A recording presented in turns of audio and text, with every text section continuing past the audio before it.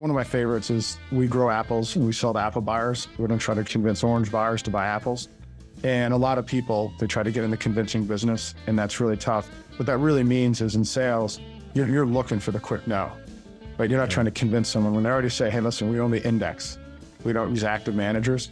Okay, move on to your next prospect. Don't try to convince them. From Alvia, this is Preferred Return, your opportunity to learn from the brightest minds in the private capital market. Ready to own your technology edge? Let's get you that preferred return. Are you leaving money on the table? You may be if you're not using a purpose-built CRM. So says Gui Costin, founder and CEO of Dakota and guest on this episode of Preferred Return. With about 2 decades of experience raising capital for investment firms, Gui shares the importance of leveraging an industry-specific CRM that can integrate with Dakota, a marketplace that provides groups with proprietary and high-quality investor data. You'll get all of that and a peek behind the curtain at Alvia and Dakota's strategic partnership in this episode. Let's get into it. Well, Gui Costin, appreciate you coming on to Preferred Return. I feel you might be the most interesting man in the world, man. Probably not the only one to have told you that. But for the listeners that don't know about you, maybe give a little bit of background on yourself. Sure. My name is Gui Costin, and I'm the founder and CEO of Dakota. And we founded our firm in 2006. And we've been partners with a number of investment firms raising capital for them the past 17 years. And about 4 years ago, we really expanded the business. And now we have 60 employees where we built out a database for investment firms across both institutional and intermediary channels. And it's been a real blast of a business to build because you end up interacting with so many more people than I normally would on the main part of the business. So it's been a lot of fun. A little bit about your background pre-Dakota. You know, you've done a number of things.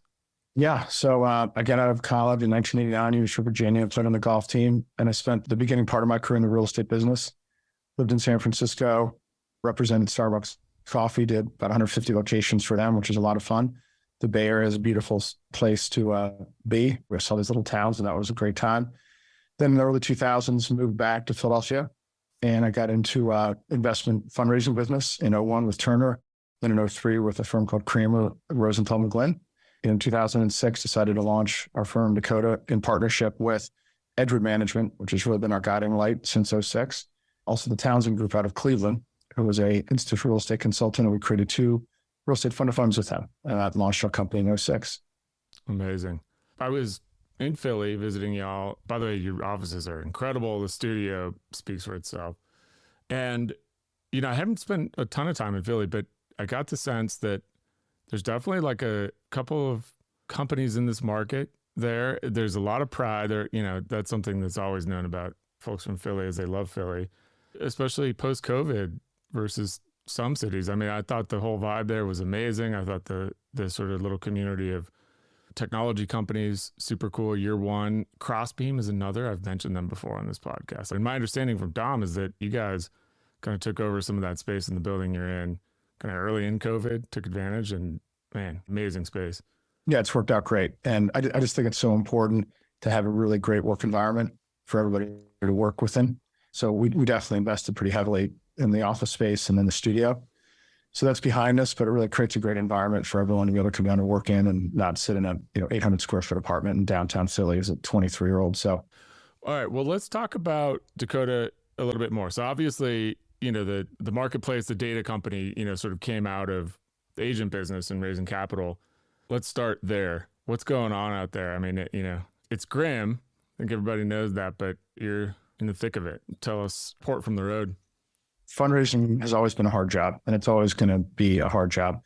And it's a business that a lot of people want to be in. So a lot of people have formed funds in the past 10, 15 years in investment firms, and for good reason, right? You know, it's high margin, recurring revenues. It's a very interesting business. And so what that means is there's just a lot of people calling on all these allocators, but all the allocators actually need the calls because they're looking for new and interesting investment ideas. And another thing that makes the job difficult is the first part of the job is a very pedestrian activity, which is you have to send emails to schedule meetings. The only way you can raise the money is face to face. While the environment might be, grim, we've had a lot of success this year, and it's really just from being out and staying in front of all your buyers. I mean, you just have to be out there in front of your buyers. So I would say we have a philosophy that we created in 2006 that's every day is a great day to sell, whether it's raining, whether it's sunny, whether the market's up, the market's down, it's always a great day to sell. And I don't think it was ever easy, but maybe the past couple of years when the public funds are really putting out a lot of capital in the private equity, while I know it might be a little negative right now, my advice to everyone is just to continue to be out there in front of investors, because when you do that, good things happen. Yeah.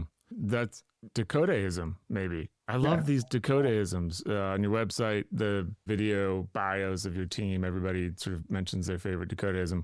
So I want to talk, a lot about Dakota and the culture and stuff, but that's just presumably one of those sort of things that just kind of organically came about. Right. Because you have to eliminate the excuses, right? I don't want to do this because of this. And really, I think what you're kind of getting there at is really what I learned in building this business. And there's a lot of business books that talk about your core principles, your mission, and all this stuff. And I'll tell you, a lot of people just do it, right? They use the same words everyone else uses. We decided to form these principles because I needed people to buy into a way of doing things. And I needed to do it in a way that was real. Just like what I said right there is like, if you just keep getting in front of people to buy what you sell, over time, good things happen. A lot of people don't want to do that. And so we just have to reinforce that message. But at the same time, when you put your core principles out there that are in your own words, like walk 8 feet, throw your hat over the wall, don't go cowboy, all of those things, everything that you do points back to that when you have situations that happen. And all your teammates, your employees buy into those core principles. And it's a great way to run a business, right? If you have those core principles, they're your guiding light, and everyone's like, yep, that's how we do things. And really defining how you do things as a company is one of the most important things. Don't go cowboy, I think, is one that I hadn't heard yet. I'd heard the walk to 8 feet. I love that one. Explain don't go cowboy. That one's interesting. So it happened one day when we were having our sales meeting, and in general, we're a team and we know what everybody's doing, right? And it's basically don't go it alone and don't come in on your white knight. Oh, I'm going to save the day. And we looked at the guy and go, so what are you working on? He's like, well, I've been working on this $900 million sub-advised opportunity. And literally the place blew up. Because if that even came up like the first 2 seconds of that ever happening, the entire team would have known about it. But this guy, after 3 or 4 weeks, he was a new guy to the company. He thought he was being, Mr. Hotshot, right?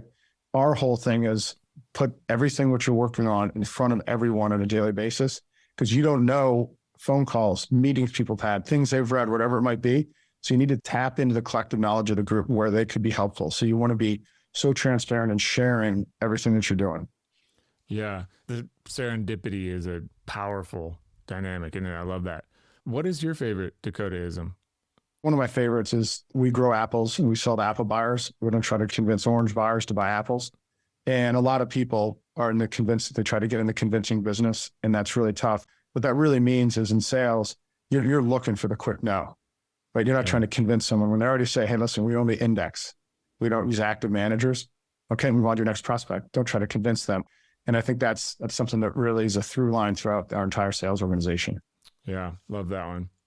All right, cool. Well, we've been working closely together, Via and Dakota, on a partnership on the same thread. I mean, I think one of the things that jumped out to us immediately as we started discussing this a while back was just the sort of alignment of the companies in principle and culture and things like that. And I gotta tell you, I mean, coming from somebody who's a part of building a company with a very unique culture, and legitimately so, right? I mean, we're sort of in between Denver and Boulder, and you wouldn't believe how much talk there is about like company culture and stuff, which I think in a lot of cases is work-life balance over work balance, if I'm honest. But ours is special, and a lot of people tell us that. And, it's easy, I guess, coming from that position to bump into companies, our culture's special. And, it's not always the case. Yours is. I think you should be very proud of that. And there's a lot in there, I'm sure. But what would you say about having built the culture that you have? I mean, the Dakotaisms are sort of the posters for it. I mean, it's obviously something that's very important to me. And what you realize over time, a lot of people do like to sort of work in a environment that is you're constantly complaining about somebody or talking about people's backs or complaining about this, or you're mad about that, and you're not being productive. And it really is bad for people's growth. It's bad for our customers. It's bad for everybody. And so the culture that we've created is, I call it, we're super hard charging culture, but we do it with kindness. And that's not a fit for everybody, but doing it with kindness where we're not yelling and screaming. We're not unrealistic. Everybody's given their jobs. They know what their jobs are. There's tons of transparency.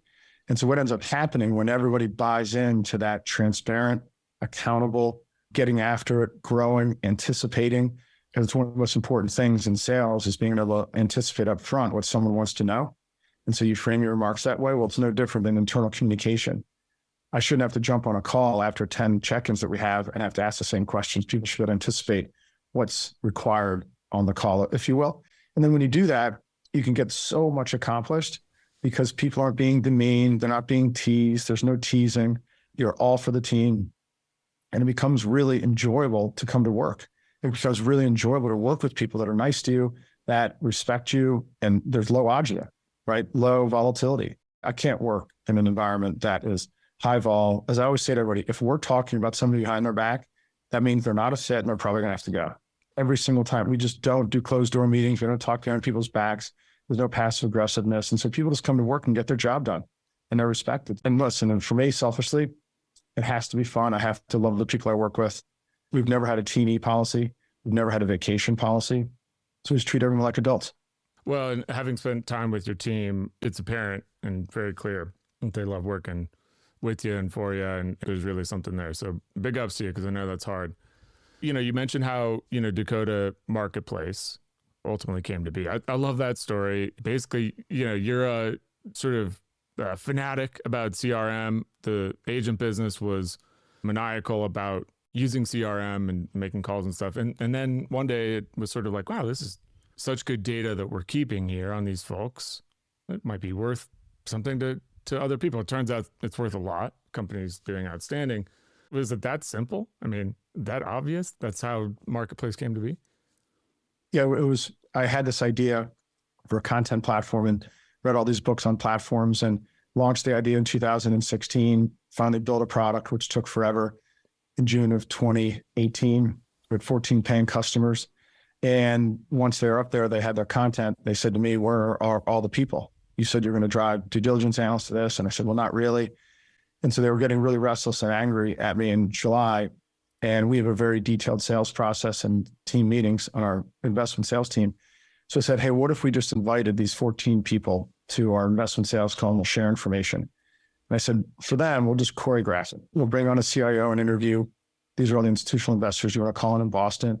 We'll cover a key account like JP Morgan or Cambridge and Associates and map out who to call on and where the wins lie and all the key people and their phone numbers and stuff like that.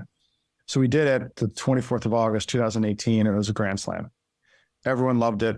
And then we did it the following week. And now at this point, we've done it for 200 episodes and it's called Dakota Live. And what happened in that is no one cared about the content platform. That was a failed business. And then what they cared about was accurate information. So leads, basically. And we were sharing leads with people. And we kept doing it all through September, Fridays at 11 o'clock. Till finally at a point, they're like, hey, Guy, we need all the names, phone numbers, email addresses of all the people we talked about on these calls. I said, well, we can't give you that because that's our proprietary database. We've raised $25 billion. That's not going to work. And then I looked at my team on October 1st and I said, look, I'm going to lose my shirt on this other business. What if we just commercialized our database and provided it to other investment firms to subscribe to? So we private labeled a CRM and launched it on April 1st of 2019. And today we have 781 firms with over 3,000 individual salespeople using the product. And it's just been a blast of a business to run. So you mentioned Dakota Live. I love that we were talking before we started taping here. I was in your studio.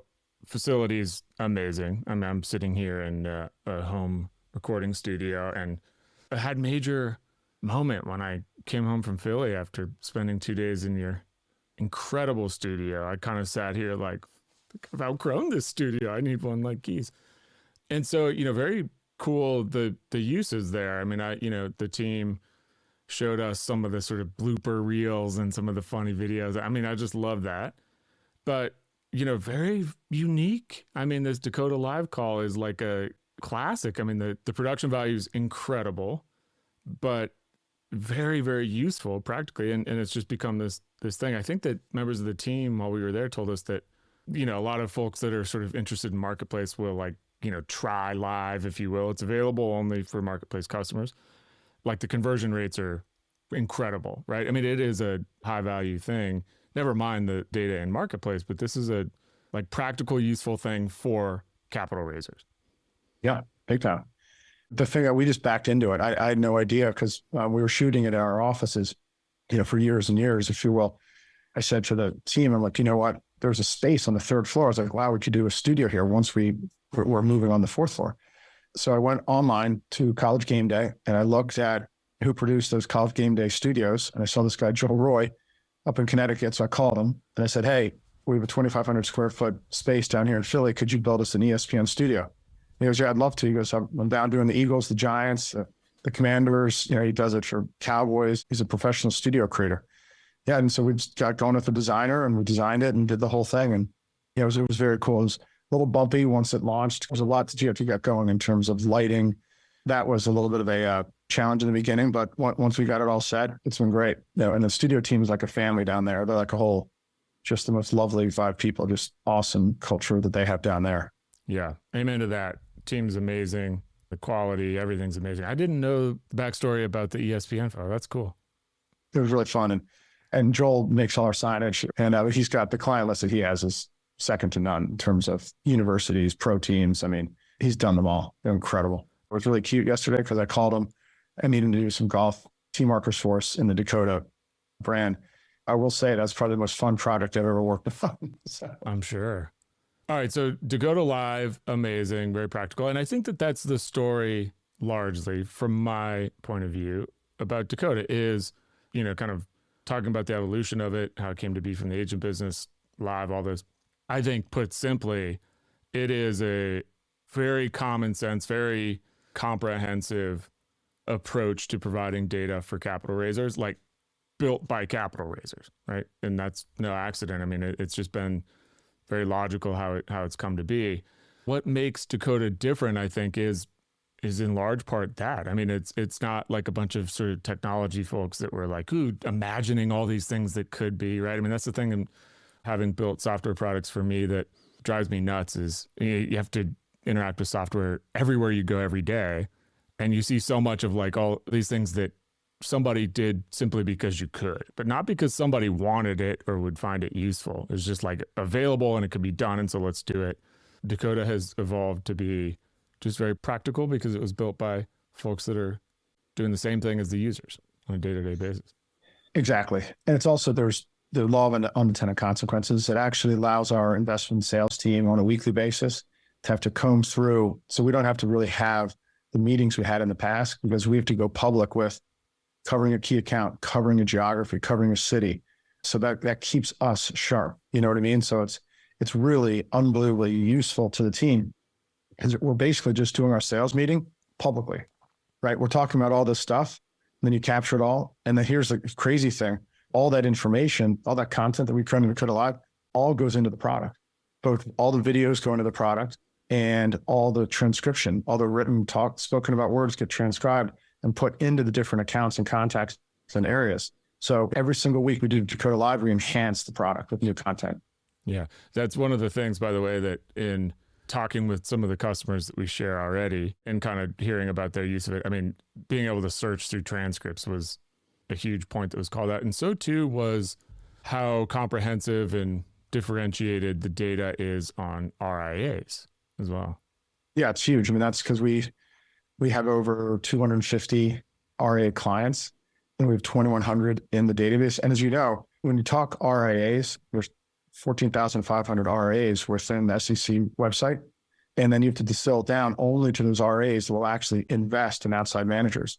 And that's the work we've done. And it's also all the proper contact information, so you're not wasting your time. But we've also curated it where it's only the 2,100 RIAs that matter most to a salesperson.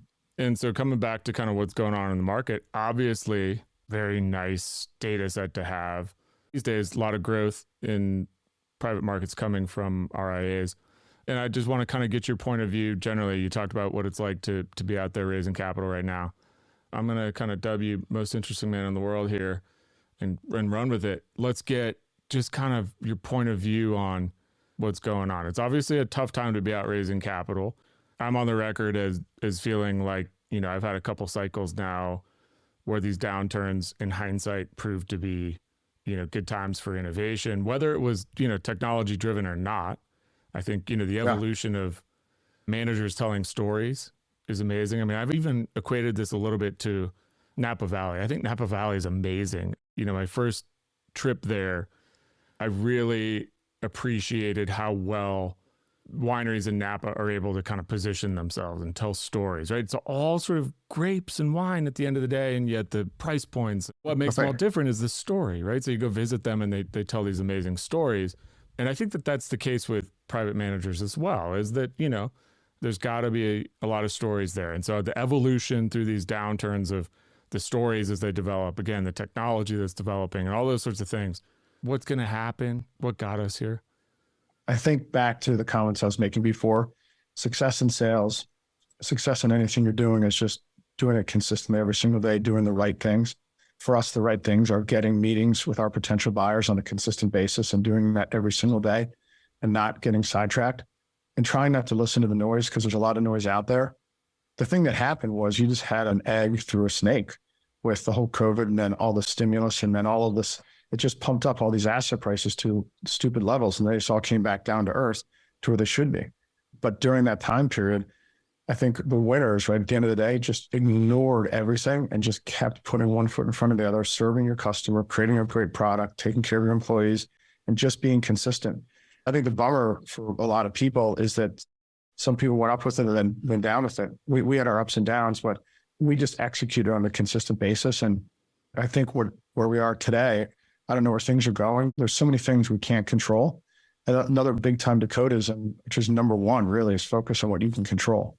And I think that's really the theme of it all, of any business, any organization. There's so many things that are the uncontrollables, and you just can't worry about them, can't think about them. You just got to focus on the things. And there's only a few things that a salesperson can control.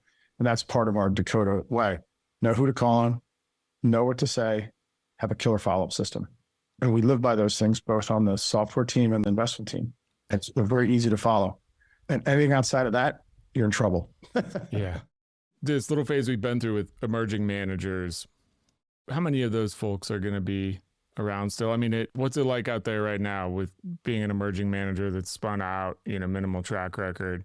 Is it the case that the right story and the right sort of execution can get you there, or is there just too little appetite right now?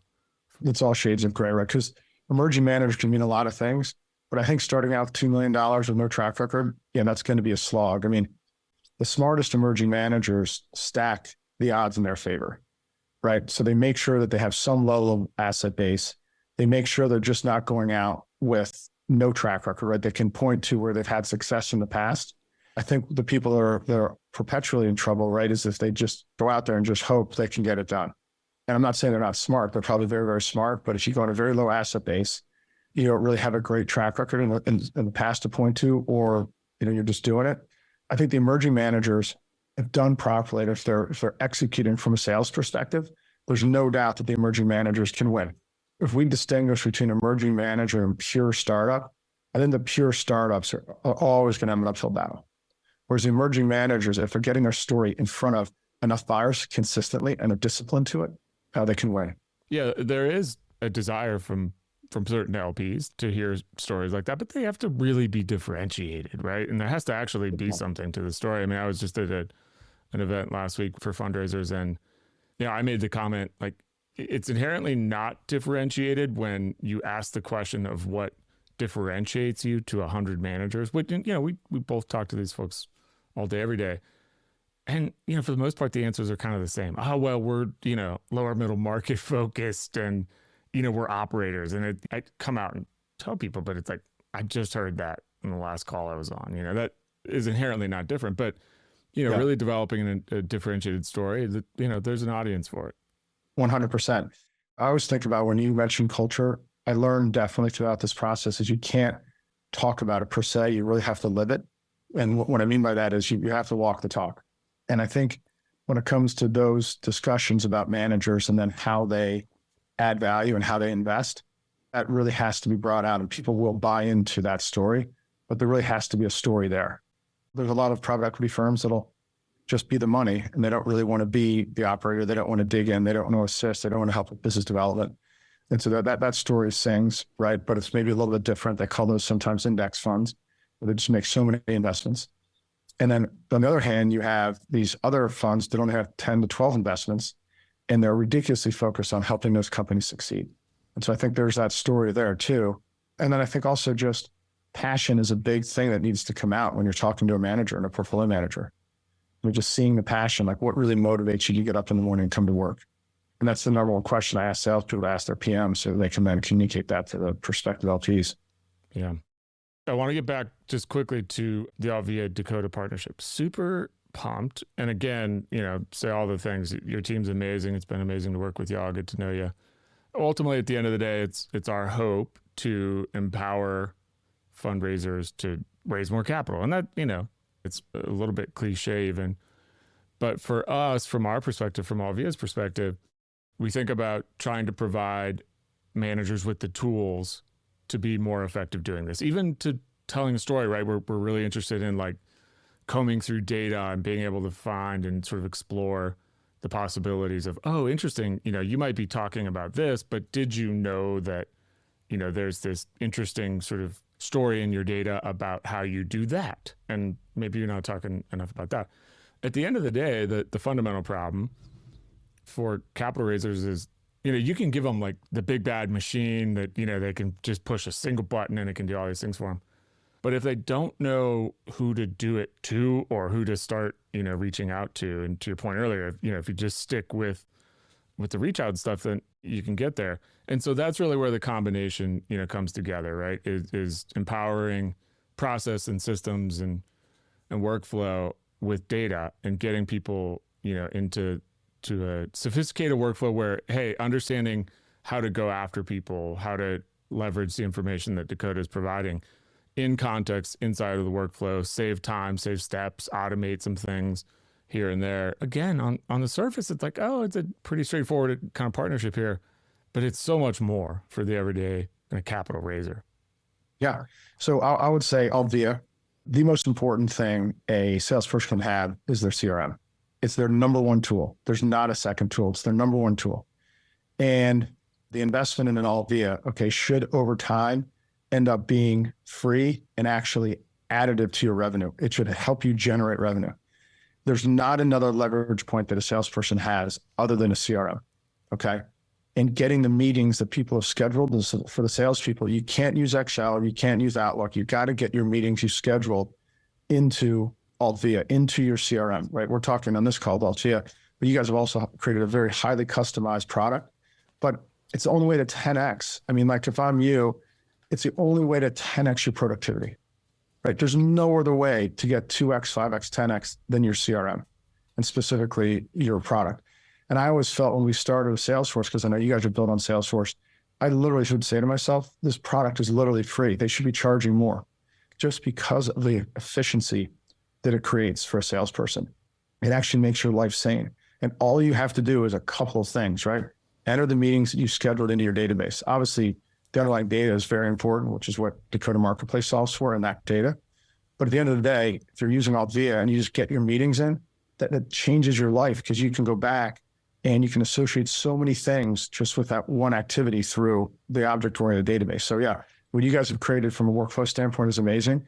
And every salesperson should be literally addicted to their CRM. Thank you. A lot of kind words in there. We're super excited to be working with y'all. And you and I discussed a follow-up, episode here of kind of digging into that sales process. So we're looking forward to that. And the listeners ought to as well. But kind of want to just get your thoughts on like where the market's headed generally, right? So, we talked earlier and I mentioned the sort of concept of marketplaces. I lead partnerships now and potential M&A opportunities for Alvia. And going back through and kind of canvassing and mapping out the market, there is this clear theme of sort of data infrastructure companies. And I'd say, Dakota's probably a little bit more of a data company than a data infrastructure, but the data infrastructure being almost, listing like services, right? List your product and then the distribution of that as data gets into CRMs and into portals and everybody, in the channel that's selling. And so there's just kind of just this thought in my head about, where is this headed in marketplaces? Or one, you mentioned that, Dakota, the marketplace product kind of started that way. At the end of the day, there's sort of, use the analogy, you can kind of match people up based on data and what have you, but they're still going to want to like date and go through the process of having sushi dinners and getting to know each other before they're going to get married, right? Listen, I'm a big fan of iCapital and what they're doing, and I'm a big fan of these platforms. However, at the end of the day, everyone's kind of searching for the holy grail of investments, right? Where it's a self-serve. You can just come in and you'll invest without talking to anyone. And it's just not a reality. I just don't think it's ever going to happen for numerous reasons, right? Number one, it's a fiduciary-based business. So as a fiduciary, you really have to know who you're investing with. And you're going to want to do meetings. Now, listen, if you work at a wirehouse, that's not the case because they've already done their work for you. But if you're not at a broker-dealer and you're doing your own work, investment products are sold, not bought. That'll always be the case. Working in investment sales and fundraising is an extremely pedestrian job on the front end, right? Because you're just having to literally just set up your professional meeting setter-upper. The people who embrace that reality are the winners. And because they just do more of that activity, because that's the key activity. Then you get in the meeting, you have to bring your story to life. But I don't see a time where you're not going to have investment salespeople and you're not going to have PMs that need to get out and get face-to-face with investors. You're investing people's money. They want to meet the wizard. That's just the way it is. On the fringes, maybe here and there on larger platforms where you can't have that opportunity. But for the most part, you're going to see advancements in technology and ease of making investments in private funds. There's no doubt about it. Then there's a bunch of firms doing it really, really well. So I see a future there where you're going to see really serious automation and you're going to be able to deliver really high quality investment strategies at very low investment minimums. You'll still have to be a qualified purchaser, so 5 million net worth and above. We're seeing an explosion right now of some of the sophisticated technology for facilitating investments in private funds. So that's definitely the trend that's not going to stop. But even those products need to be sold. No one's just going to dial in, go into the website. Oh yeah, this looks great. Okay, I'm going to drop this in a little shopping cart and invest $100,000. It's just not going to happen en masse, which everyone says. Yeah. Can you imagine the potential scandals of like, got these high-tech Silicon Valley companies and, we'll just create this sort of marketplace and, for the user, it's free and they just pick from the screener. And then it comes out what the algorithms and what the compensation behind the scenes was for the, promoting the screener and stuff. There's be some interesting scandals to watch play out. Not going to happen. I love that phrase. They're sold, not bought. Yeah, exactly. That's always going to be the case just because they're investments.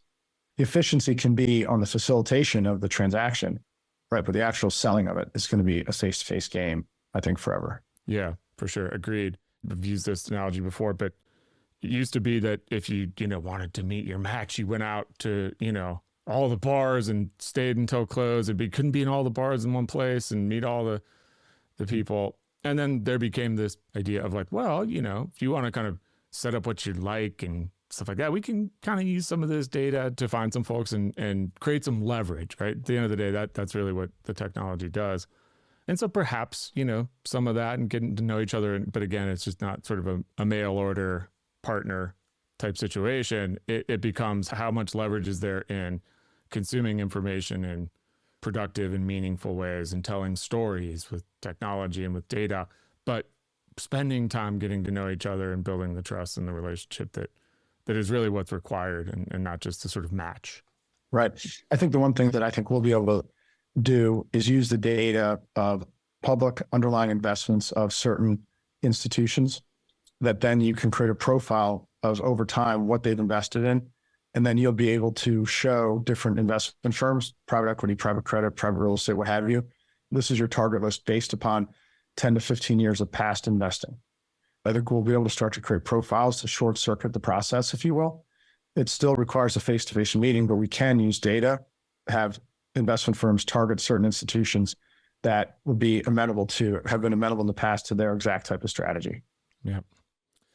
All right, man. Well, listen, I am extremely grateful that you came on. I love talking to you. The insights you have is amazing. You built an amazing company. Very much admire what you guys are doing and how you've done it, and thrilled about partnering with you and looking forward to what's to come there. And your offer to come back and talk a little bit more about sort of sales execution. Can't wait. We'll talk soon. Be well and keep doing your thing. We'll talk soon. Okay. Thanks. All right. See you. Take care.